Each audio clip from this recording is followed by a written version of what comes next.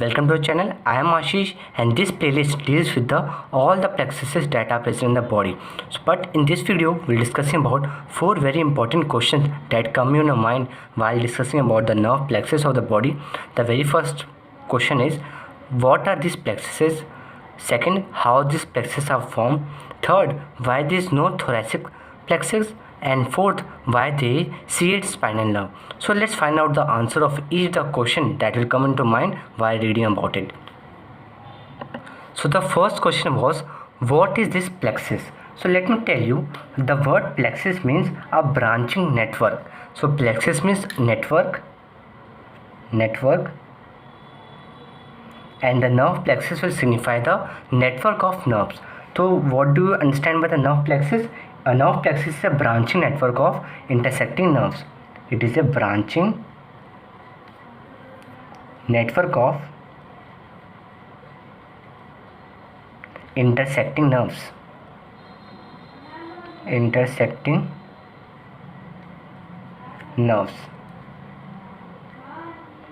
So the nerve plexus signify the branching network of a different intersecting nerves. So first very basic question that arises after reading the statement, what is a spinal nerve? So if you have studied about the spinal cord in the anatomy section, then you might be remembering that we have a dorsal root and a ventral root.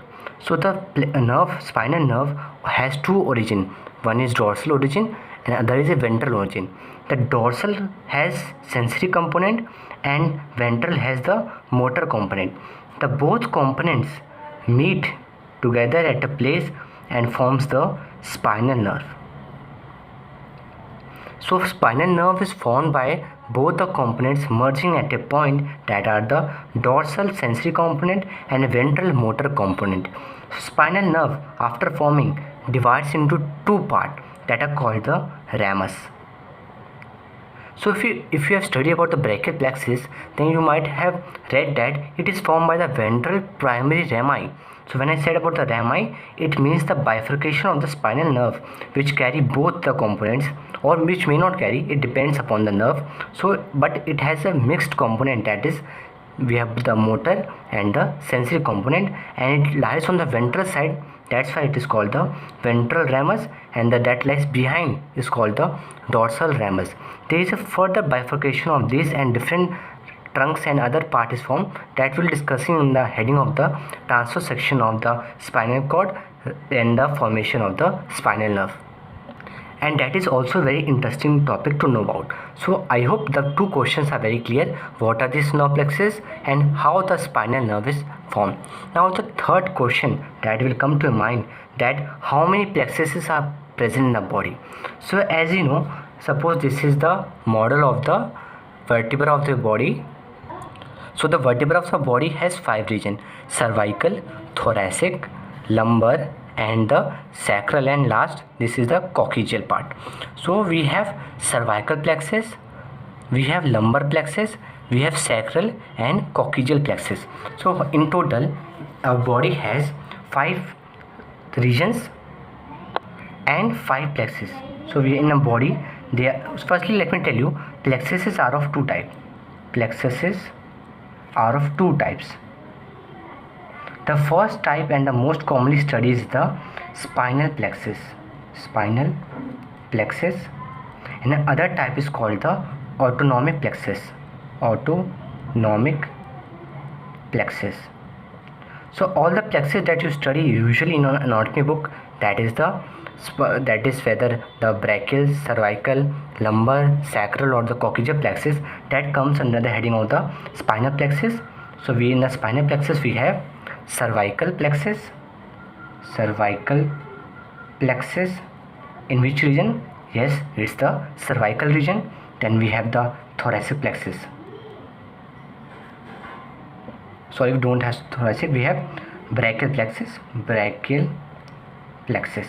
तो ये playlist हम सबके बारे में देखेंगे, कैसे उसको formation है, कैसे सबको याद करना है, और डिफरेंट जो बाकी पॉइंट्स आते हैं हम वो सब देखेंगे.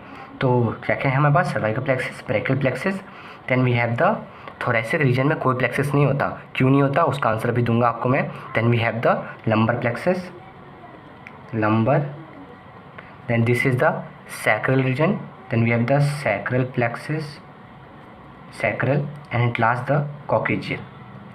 So in the lowermost portion we have sacral and coccygeal.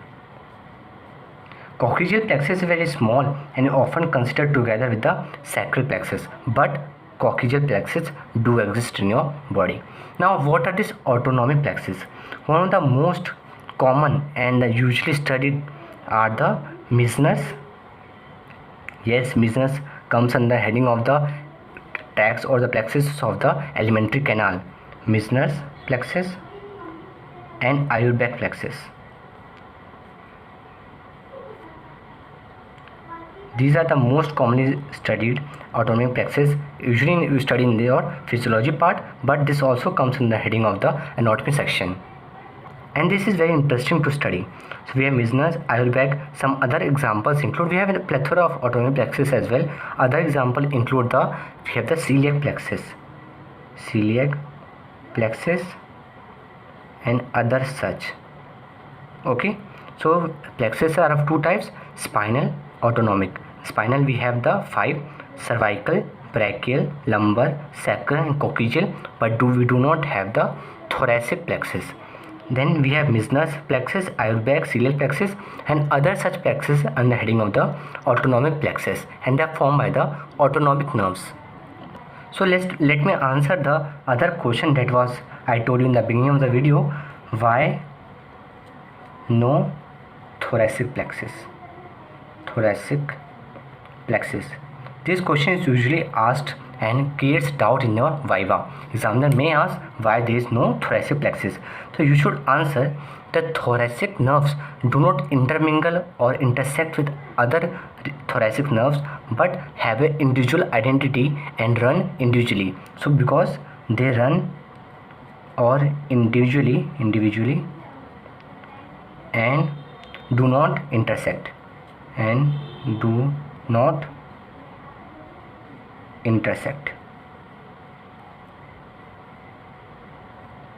Okay, if somebody asks you why there is no thoracic plexus, the thoracic nerves are present. We have spinal thoracic nerves as well, but they do not intersect with each other and have an individual identity.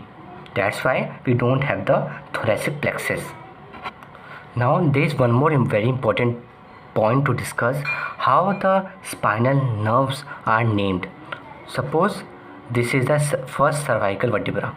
Okay, so there is a nerve present or originating above the C1. Okay, we have pair. All the nerves, spinal nerves are paired. So some nerves originate between C1 and C2, some between C2 and C3, and so on. So they are numbered by the vertebra below it. तो देखो ये spinal nerve है, इसके नीचे कौन सा vertebra है? C1. तो कौन सा स्पाइनल नर्व हो जाएगा? C1. ये कौन सा हो जाएगा? C. This is between C1 and C2, and below this spinal nerve we have the C2 vertebra. That's why it is named C2. And what will name this? This will be named C3 and so on. So this will be numbered. So what will the name of this spinal nerve? Spinal nerve is numbered as or named as C7. Now there is one more spinal nerve below the C7, and as you know, thoracic nerves has individual and do not form the plexus. So this is called T1, but between C7 and T1 there is one nerve which is not named as T1, but it's called the C8. So C8 forms the plexus and it is separate from T1. That's why we have C1 to C8 spinal nerve.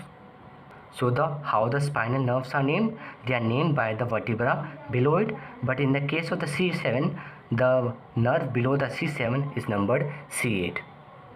Okay, so we have one different condition or exception. We have C8 spinal nerve between C7 and T1. Okay, the one below the C7 is numbered as C8, as T1 do not form the plexus or have a very small contribution to it. Just one more last point to tell you, even though the plexuses or intermingle of the spinal nerves take place, the spinal nerves do not lose its identity. For illustrating this, let me tell you an example. Suppose this is your home.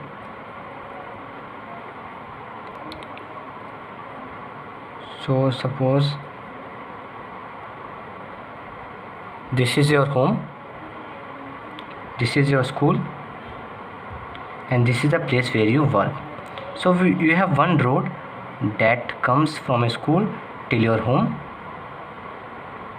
and one more separate road from your workplace. Even though these places or these roads join together on a way to home, the network or the carriers are different.